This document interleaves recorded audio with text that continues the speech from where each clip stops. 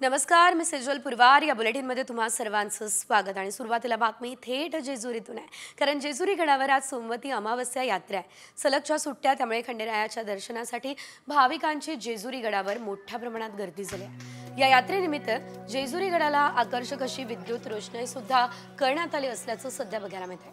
त्या दरम्यानची आपण दृश्य पाहतोय. येळकोट येळकोट जय मल्हारचा गजर या संपूर्ण परिसरामध्ये ऐकायला मिळतोय आणि या ठिकाणी आता मोठ्या संख्येने भाविकांनी गर्दी केली असल्याचं देखील आपण पाहतो.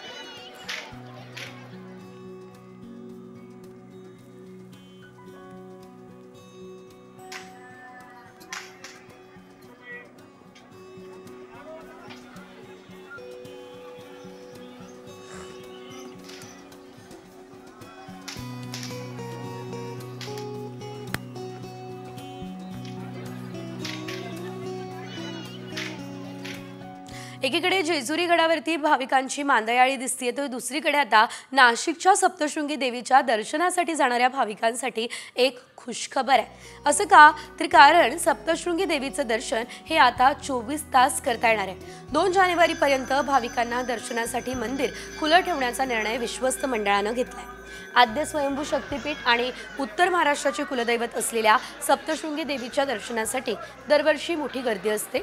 नवीन वर्षाचा नवीन संकल्प घेऊन या ठिकाणी भाविक हे दर्शनासाठी येतात. त्यामुळे मंदिर दर्शनासाठी 24 तास खुलं राहणार आहे. भाविकांना आता मोठा दिलासा मिळाला आहे.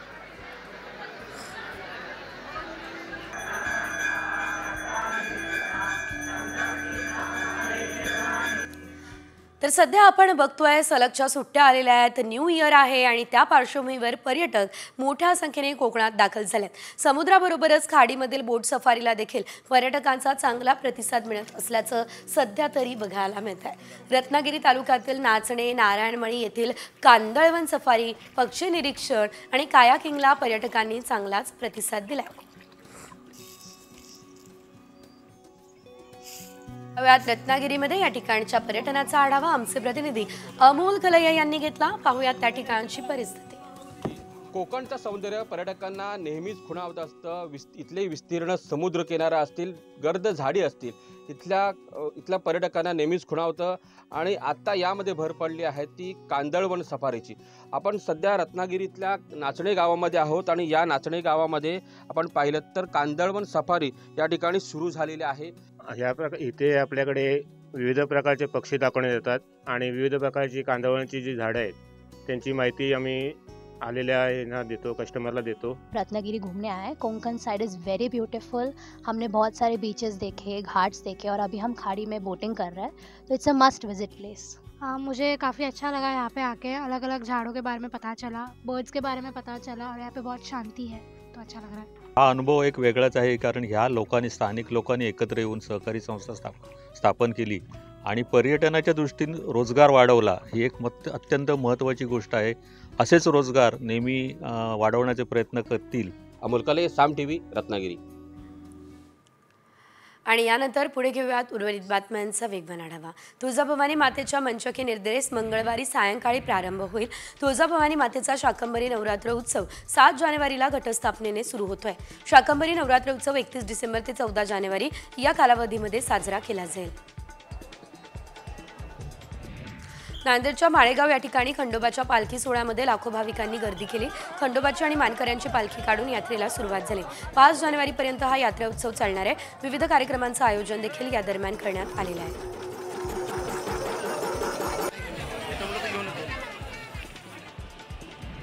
एसटीच्या दरात 15% भाडेवाढ होणार आहे. शिवनेरीच्या दरात 70 रुपयांची वाढ होणार आहे, तर साध्या बसेसच्या दरात 60 ते 80 रुपयांची वाढ होईल. महामंडळानं दिलेल्या प्रस्तावावर राज्य परिवहन प्राधिकरण सकारात्मक आहे. नवीन वर्षात या भाडेवाढीची अंमलबजावणी होणार आहे.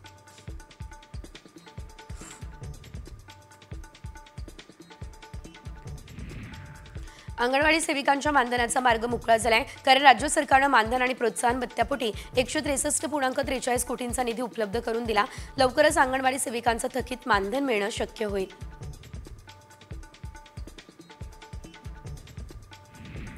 अमरावतीच्या मोर्शी तालुक्यात शाळेतील 32 विद्यार्थ्यांना विषबाधा झाली. मध्यान्ह भोजन आहारामध्ये दिल्या जाणाऱ्या खिचडीमार्फत विषबाधा झाल्याची माहिती मिळते. आरोग्य विभागाच्या पथकाकडून विद्यार्थ्यांवरती उपचार सुरू आहे. यात 6 विद्यार्थ्यांची प्रकृती चिंताजनक आहे. सातारा जिल्ह्यातील निसर्गरम्य पर्यटन स्थळं पर्यटकांनी बहरली आहे। साताऱ्यातील तापोळा, मुनावळे, बामणोली या पर्यटन स्थळांवरती पर्यटकांची गर्दी बघायला मिळते आहे। मुनावळे या ठिकाणी वॉटर स्पोर्ट्सचा आनंद घेण्यासाठी पर्यटकांची चांगलीच झुंबड उडाली आहे।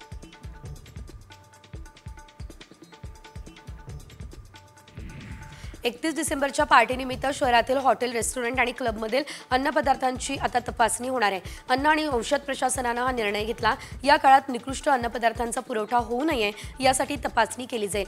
ही तपासणी मोहीम 24 डिसेंबरपासून हाती घेण्यात आलेली आहे। कल्याणमधील अल्पवयीन मुलीवर अत्याचार आणि हत्येप्रकरणी नागरिकांनी कॅन्डल मार्च काढलाय। आरोपी विशाल गवळीला तत्काळ फाशीची शिक्षा द्या ही मागणी नागरिकांनी केली आहे।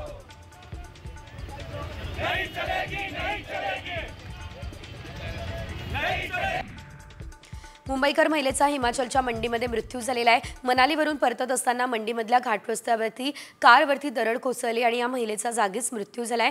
कारमधील इतर 2 प्रवासी मात्र गंभीर जखमी झालेत।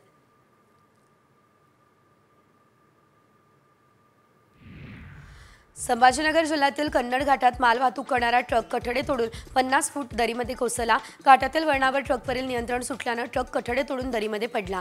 मात्र अपघातात कोणती जीवितहानी झालेली नाही असं स्थानिकांनी सांगितलं।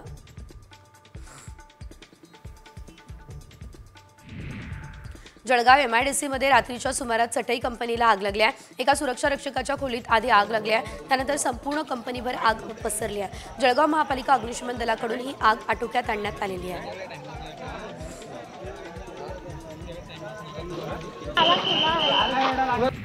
आपसी वादातून मामानं आपल्या भाच्यावर हल्ला केलाय। एका भाच्याची हत्या केली आहे तर दुसरा भाचा गंभीर जखमी आहे। मेयो रुग्णालयामध्ये उपचार सुरू आहेत तर वादाचं कारण अजूनही अस्पष्ट आहे।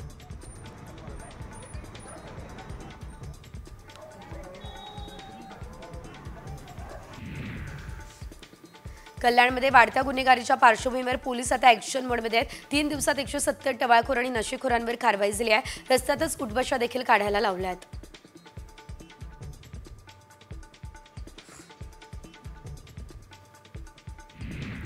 वाशिम जिल्ह्यामध्ये ऑनलाईन फसवणुकीचे प्रकार वाढले। या वर्षात सायबर चोरट्यांनी 706 घटनांमधून तब्बल 4 कोटींवर हात साफ केला। झटपट श्रीमंत होण्याच्या आमिषाला बळी पडणाऱ्यांची संख्या ही दिवसेंदिवस वाढतानाच यामधून दिसते।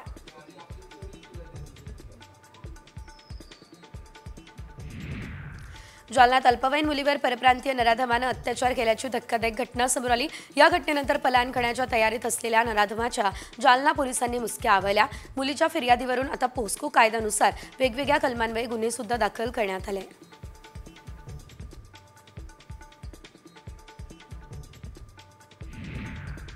पालघर शहरात एका 8 वर्षीय आदिवासी कुमारिकेवर 54 वर्षीय किराणा माल दुकानदारानं विनयभंग केलाय। या प्रकरणी आरोपीला पालघर पोलिसांनी ताब्यात घेतलं। स्थानिकांमध्ये संतापाची लाट उसळली आहे।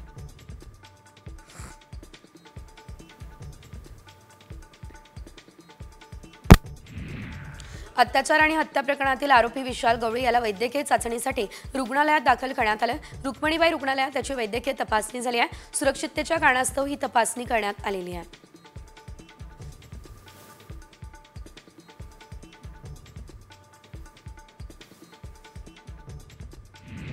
कल्याण चिकणघर या परिसरात चेतन मांदळे या तरुणानं शेजारच्या कुटुंबावर कुऱ्हाडीनं प्राणघातक हल्ला केलेला आहे। त्यानंतर रॉकेल टाकून शेजाऱ्याचं घर जाळण्याचा प्रयत्न सुद्धा त्यानं केलाय। शेजाऱ्याच्या बडबडीमुळे झोप येत नाही या कारणावरून चेतनने शेजाऱ्यांवर हल्ला केलाय। या हल्ल्यात 4 जण गंभीररित्या जखमी झालेत।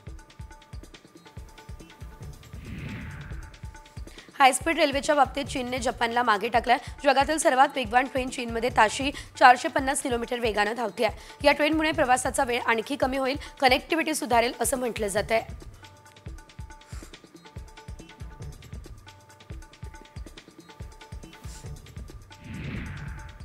आणि आता बीडमधील सरपंच हत्या प्रकरणी एक मोठी बातमी, कारण फरार आरोपी वाल्मिक कराड सरेंडर करणार की पोलीस त्याच्या मुसक्या आवळणार याकडे सर्वांचं लक्ष आहे। कारण कराडच्या मुसक्या आवळण्यासाठी वेगवान हालचाली सध्या सुरू झाल्यात। मुंबई पुण्यामध्ये वाल्मिक कराडचा शोध सुरू आहे। ही माहिती सुद्धा विश्वसनीय सूत्रांनी आता दिली आहे।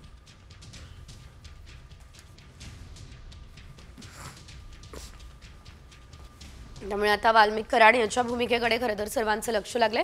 वाल्मिक कराड आज समोर येतो का, सरेंडर करतो का, हे बघणं महत्त्वाचं आहे।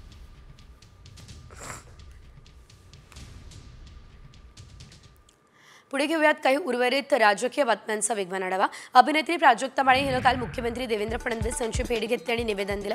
प्राजक्ता माळीच्या सन्मानाला बाधा येईल असं कुठलंच कृत्य खपवून घेतलं जाणार नाही आणि त्यावर कारवाई केली जाईल असं मुख्यमंत्र्यांनी आश्वस्त केलं। ही माहिती मुख्यमंत्री कार्यालयाकडून देण्यात आली।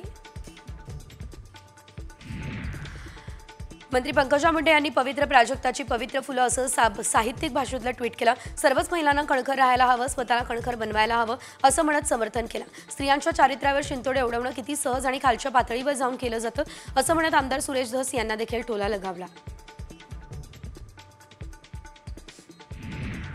शिवसेनेचे खासदार रवींद्र वायकर यांच्या गाडीचा अपघात झाल्याची माहिती आहे। जोगेश्वरीच्या SRPF कॅम्पच्या प्रवेशद्वाराजवळच हा अपघात घडलाय। अपघातात कोणती जीवितहानी झालेली नाही। अपघातावेळी वायकर गाडीमध्ये असल्याची माहिती आहे। दरम्यान चालक मद्यधुंद अवस्थेत होता अशी माहिती सूत्रांनी दिली आहे।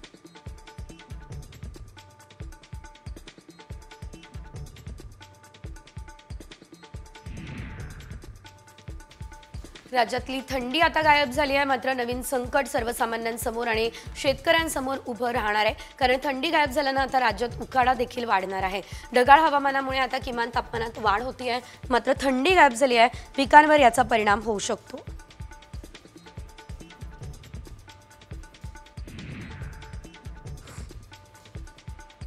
कोल्हापूर राधानगरी मार्गावर धुक्याची दाट अशी चादर पसरली आहे। वाहतुकीवर त्याचा परिणाम होतोय। भोगावती ते खिंडी वरवडे या मार्गावरती प्रचंड धुकं आहे, त्यामुळे राधानगरी मार्गे कोकणाकडे जाणारी वाहतूक मंदावली आहे। 9 वाजेनंतर धुकं कायम आहे, त्यामुळे वाहतूक धीम्या गतीनं सुरू आहे।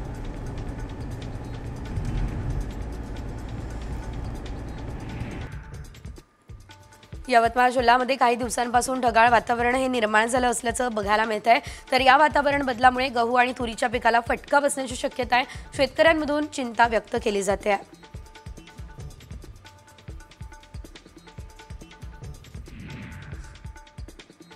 रायगड जिल्ह्यामध्ये पोपटी प्रसिद्ध आहे। शाकाहारी आणि मांसाहारी दोन्ही प्रकार उपलब्ध आहे। जिल्ह्यातील टपोऱ्या दाण्यांच्या गावठी शेंगांना पोपटीसाठी अधिक मागणी आहे। अद्याप गावठी वालाच्या शेंगा बाजारात न आल्यानं पोपटीमध्ये पुणेरी वालांचा उपयोग केला जातोय।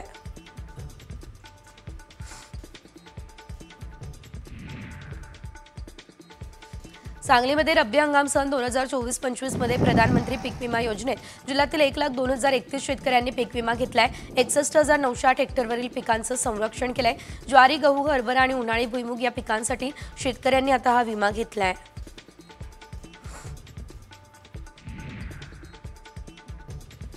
राज्यातील सहकारी दूध उत्पादक संघ आणि खासगी दूध प्रकल्पांना गाय दूध पुरवठा करणाऱ्या दूध उत्पादकांना प्रति लिटर 7 रुपये अनुदान देण्यात येते। याचा जिल्ह्यातील दूध उत्पादक शेतकऱ्यांनी लाभ घ्यावा असं आवाहन जिल्हा दुग्ध विकास अधिकाऱ्यांनी केलं आहे।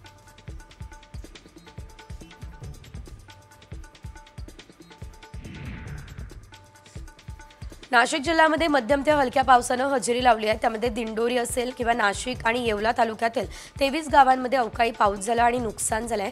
जवळपास 172 हेक्टरला फटका बसलाय। कृषी विभागाच्या प्राथमिक माहिती अहवालातून ही माहिती समोर आलेली आहे।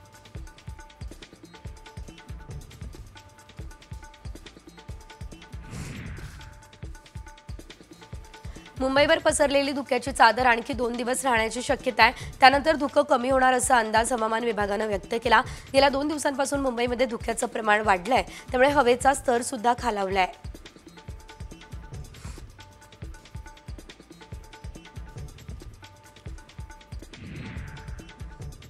धुळे सोलापूर राष्ट्रीय महामार्गालगत रविवारी पाचोड या ठिकाणी आठवडे बाजार भरतो। या बाजारात पैठण तालुक्यासह अनेक ठिकाणांहून शेतकरी आपला उत्पादित भाजीपाला आणि फळभाज्या विक्रीसाठी आणतात। मात्र बाजारात मातीमोल दर मिळतोय, त्यामुळे संतप्त शेतकऱ्यांनी भाजीपाला रस्त्यावर फेकलाय। परिणामी पालेभाज्यांचा रस्त्यावरती चिखल झालाय।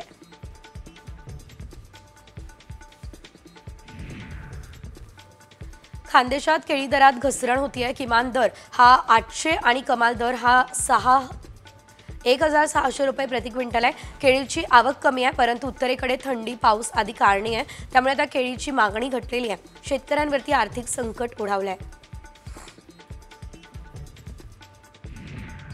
नवीन तुरीची देशातील काही बाजारांमध्ये आवक सुरू झाली आहे। देशातील बाजारात सध्या तुरीला 7,500 ते 8,000 रुपयांच्या दरम्यान भाव मिळतोय। तुरीला उठाव चांगला आहे, तर बाजारातील सध्याची आवक कमी आहे। पुढील काही आठवड्यांनंतर तुरीची आवक वाढण्याचा अंदाज व्यापारी व्यक्त करतायत।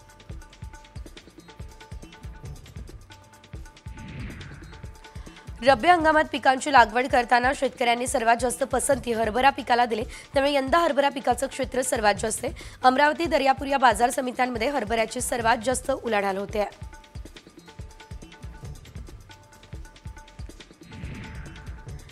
खानदेशात ऊस तोडणीला सुरुवात झाली आहे, मात्र अचानक पाऊस आला त्यामुळे शेतकरी अडचणीत सापडलाय. शेतात वाफसा नाही आहेत, त्यामुळे ऊस तोडणी आता रखडणार आहे.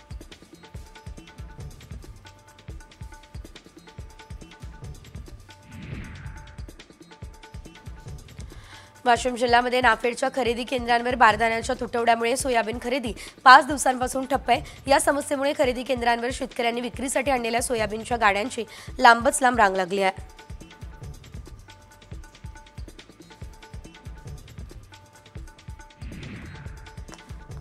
सांगली जिल्ह्यामध्ये बदलत्या हवामानामुळे द्राक्ष शेती संकटात आली आहे. हवामान बदलामुळे हातातोंडाशी आलेला द्राक्ष बाग या वाया जात आहे. द्राक्ष घड कुजणं, रोगाचा प्रादुर्भाव या संकटांना शेतकऱ्यांना सामोरं जावं लागतंय. त्यामुळे शेतकरी बागा वाचवण्यासाठी फवारण्या करतायत.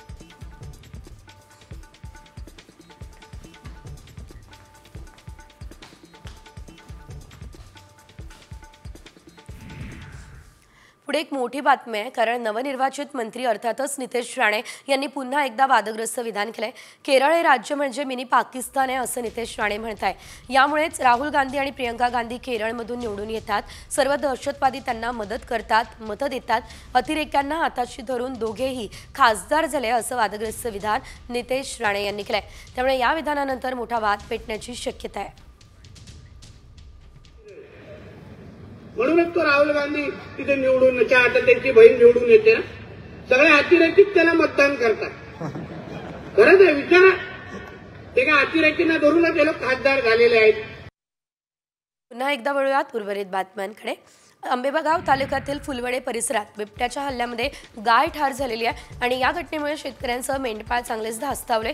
वन विभागानं बिबट्यांचा तातडीनं बंदोबस्त करावा ही मागणी शेतकरी आता करतायत.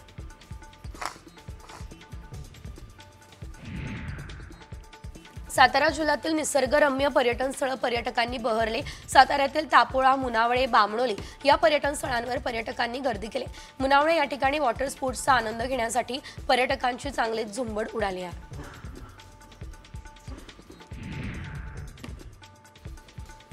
रायगडमध्ये पर्यटनाला प्रारंभ झालाय आणि समुद्रकिनारे पर्यटकांनी फुल झालाय. लॉजिंग बरोबर सी फूड, स्थानिक जेवणासाठी प्रसिद्ध असलेले हॉटेल्स आणि खानावळी यांच्यामध्ये चांगलीच गर्दी होते. पर्यटकांमुळे व्यावसायिकांकडून समाधान व्यक्त केलं जात आहे.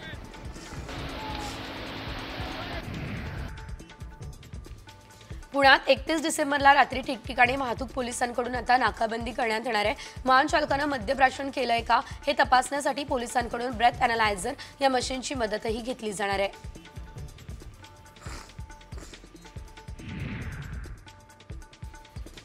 शनिवार रविवारी सुट्टीचा आनंद घेण्यासाठी आलेल्या पर्यटकांचे परतीच्या प्रवासात हाल होत आहे. अलिबाग ते पनवेल प्रवासासाठी गाडीची वाट पाहत रांगेत तासनतास उभं राहावं लागतंय. जलवाहतुकीचे बुकिंग फुल झालंय, त्यामुळे त्याचा भार आता एसटी वाहतुकीवरती आलाय.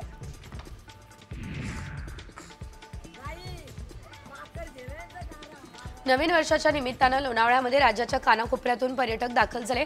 लोणावळ्यातील लायन्स पॉइंट, टायगर पॉइंट या ठिकाणी नवीन वर्ष साजरा करण्यासाठी पर्यटक आल्यात. लोणावळ्यातील आल्हाददायक वातावरणाची भुरळ ही सध्या पर्यटकांना पडली आहे. 31ला सुट्टी नाही आणि असं असल्यानं नोकरदारांनी शनिवार रविवारच्या सुट्टीनिमित्त रायगड जिल्ह्यातल्या अनेक पर्यटन स्थळांवर रेकॉर्ड ब्रेक गर्दी केली असल्याचं बघायला मिळत आहे. तर माथेरान, अलिबाग, काशीद, दिवेआगार, मुरुड या ठिकाणी 2 दिवसांमध्ये 3 लाखांहून अधिक पर्यटक पोहोचले. 1 जानेवारीपर्यंत गर्दी ही अशीच कायम राहील हा अंदाज स्थानिक व्यावसायिकांचा आहे. नांदेड जिल्ह्यातल्या माळेगावच्या खंडोबा यात्रेला सुरुवात झाली. लाखो भाविक या यात्रेला येत आहेत. कुत्रे, मांजर, घोडे, उंट अशा पाळीव प्राण्यांचा या यात्रेमध्ये बाजार भरत असतो. 29 डिसेंबर ते 5 जानेवारीपर्यंत ही यात्रा चालणार आहे.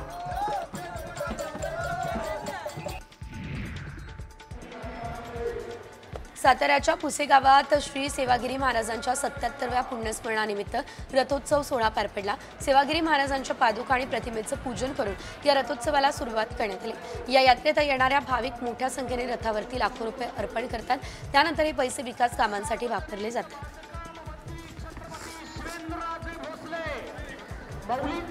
ज्या पद्धतीनं समाधी संजीवन